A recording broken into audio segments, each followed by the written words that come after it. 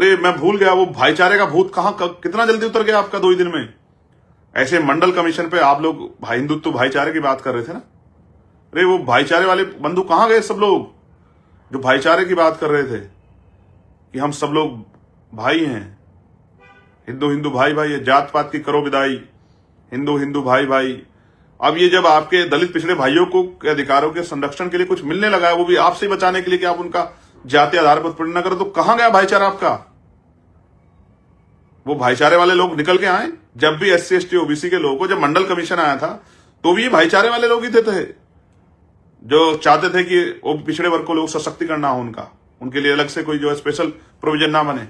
SC ST के लोग नहीं चाहते थे कि उन पिछड़े वर्ग के अधिकारों को छीना जाए। वो तो आज भी चाहते 52% OBC को 52% रिजर्वेशन मिले। मैं तो अभी क्या क्या आगरा में कि जो अति पिछड़ा समाज है उसको 15% अलग से रिजर्वेशन देंगे, 27% से अतिरिक्त, जिससे आपके अंदर कोई उस तरह के ना इत्तेफाकी ना हो।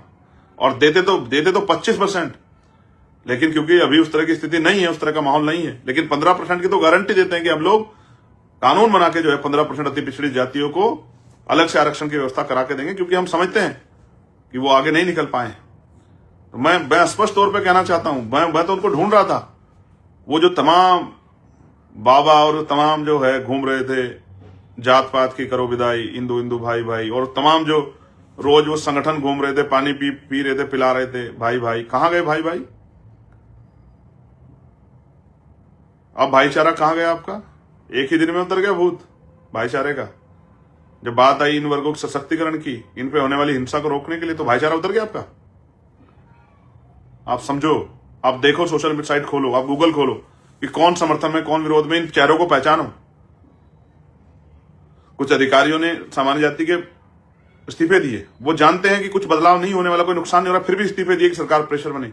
लेकिन SC ST OBC के नेताओं को उन्होंने मुंह पे टेप लगा लिए।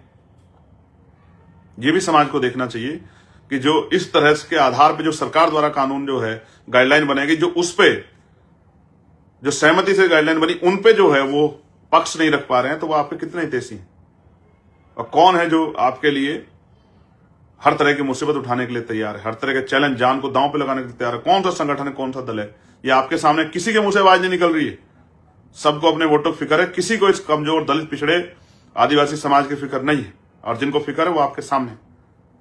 आप देखो, YouTube चैनल देखो जिनको आप रोज देखते हो, पत्रकार देखो जो आप देश में आके लिबरल के नाम पे जो है आपके सामने बहुत सारी चीजें रखते हैं, लेकिन आज वो भी जो है सत्यता के साथ नहीं खड़े हो पा रहे हैं।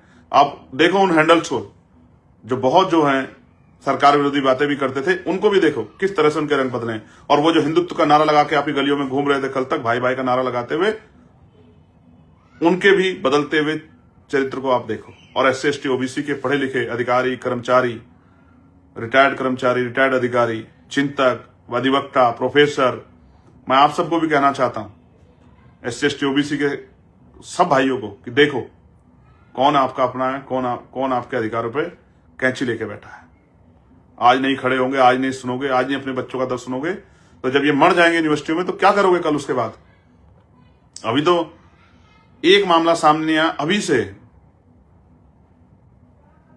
से दुरुपयोग की बात करते हैं। दुरुपयोग तो कितने कानूनों का हो रहा है। CBI जो है, जो जिसके ऊपर गरीब आदमी ये विश्वास करता है कि अगर CBI ने कोई मामला, किसी CBI ने टेक ओवर कर लिया है, CBI जांच हो रही तो न्याय मिलेगा, वो CBI का कन्वेंशन रेट 75%, 25% मामले जो है वो फॉल्स होते हैं। और ED का क्या हाल है, NIA क्या हाल है?